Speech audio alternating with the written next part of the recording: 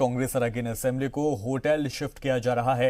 Legislature party की meeting के बाद एमएलए अब होटल जा रहे हैं। सीएम की रिहाइशगाह में चल रही थी लेजिस्लेचर की मीटिंग और इस मीटिंग में खुद डिप्टी सीएम नहीं पहुंचे और क्या वजह रही अब वो सबके सामने आ चुकी है। हालांकि कांग्रेस में जो खाई थी उसको पाटने की कोशिश लगातार की जा रही है और डिप्टी सीएम सचिन पायलट को मनाने की कोशिशें एक तरह से कह सकते हैं कि जारी है। इस बात की सबसे बड़ी दलील यही है कि सुबह तक उनके कुछ पोस्टर्स जो हैं पार्टी दफ्तर से हटा दिए गए थे, लेकिन बाद में उन्हीं पोस्टर्स को दोबारा से लगाने की शुरुआत हो गई है, जो बताती है कि शायद जो हालात हैं, जो अंदरूनी कलह है, उससे पार पाती हुई कांग्रेस दिखाई दे रही है।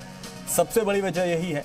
और हालांकि अगर देखा जाए कांग्रेस का रुख इस मामले को लेकर तो चाहती है कि जिस तरह से मध्य प्रदेश को उसने गंवा दिया वो राजस्थान को गंवाना नहीं चाहती है। हालांकि अगर बात करें सीटों के हेरफेर की तो 200 में से 101 का आदोदोशुमार है, अक्सरियत है और उससे ज़्यादा विधायक खुद गहलोत साहब के पास हैं, सीएम गहलोत के पास हैं।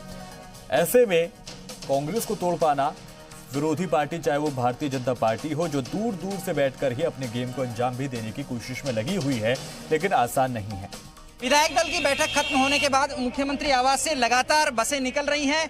विधायकों को बस में बैठाकर ले जाया जा रहा है और देखिए मुख्यमंत्री अशोक गहलोत खुद जा रहे हैं विक्ट्री साइन दिखाते हुए। राजकुमार गौड़, प्रशांत बैरवा और दूसरे विधायक हैं जो जा रहे हैं। वाजिब अली भी इसमें बैठे थे। मुख्यमंत्री अशोक गहलोत खुद आगे वाली सीट पर बैठे थे, विंडो सीट पर बैठे थे। दरअसल विधायक दल की बैठक में सभी ने मुख्यमंत्री अशोक गहलोत के प्रति अपना समर्थन जताया, उनके नेतृत्व में अपनी आस्था जताई और कांग्रेस नेतृत्व सोनिया गांधी के समर्थन में नारे लगाए। उसके बाद यहाँ से सभी विधायकों को होटल फेयरमाउंट ले जाया जा रहा है। अब होटल फेयरमाउंट में इन सभी के लंच की व्यवस्था होगी। इन विधायकों को अगले कुछ दिन, जब तक इस राजनीतिक संकट का, इस सियासी संकट का समाधान नहीं हो जाता है या फिर जब तक फ्लोर टेस्ट नहीं हो जाता है, दोनों में से जो विकल्प पहले हो जाता है, तब तक इनको वहीं बाड़ेबंदी में रखा जाएगा। पिछले कुछ दिनों में, मोटे तौर पर कहें तो 1 महीने में ये दूसरा मौका है जब कांग्रेस और उसके समर्थित विधायकों की बाड़ेबंदी की जा रही है। मुकाबला रोचक है, मुकाबला 2 नेताओं में है और दोनों की खासियत अलग अलग है। एक जो अनुभवी है, जिसके पास 43 साल से ज्यादा का राजनीतिक अनुभव है।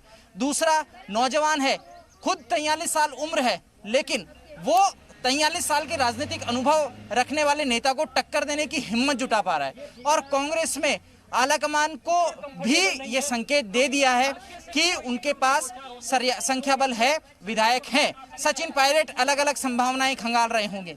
क्या अलग पार्टी बनाई जा सकती है? क्या दूसरे किसी दल में, बीजेपी जैसे किसी पार्टी में शामिल हुआ जा सकता है? इन सब बातों पर संभावनाएं देखी जा रही होंगी, एक्सरसाइज की जा रही होगी, लेकिन अंतिम तौर पर क्या होगा यह अभी किसी को नहीं पता। भविष्य के गर्भ में पूरा मामला है, लेकिन कांग्रेस का जो क्राइसिस मैनेजमेंट ग्रुप है वो लगातार सक्रिय हो गया है पूरे मामले का समाधान निकालने के लिए। ऐसा समाधान जिससे पार्टी को कोई नुकसान नहीं हो। और आप एक बात गौर कीजिएगा, जब रणदीप सुरजेवाला प्रेस कॉन्फ्रेंस में अपनी बात कह रहे थे तो वो अपने साथी को बहुत बुद्धिमान बता रहे थे और ये भी कह रहे थे कि अगर परिवार टूटता है तो परिवार छोड़ने वाले को भी नुकसान होता है और परिवार को भी नुकसान होता है। दोनों का नुकसान बताते हुए अब भावनात्मक मुद्दों पर भी आ गए हैं। और इसी बीच खबर यह भी आई है कि प्रियंका गांधी भी पूरे मामले में सक्रिय हो गई है। कोशिश है कि सरकार को बचाया जाए, पार्टी में दोनों नेताओं के बीच तालमेल सही तरीके से बैठा करके। कैमरा पर्सन संजय कुमरे के साथ शशि मोहन, जी मीडिया, जयपुर।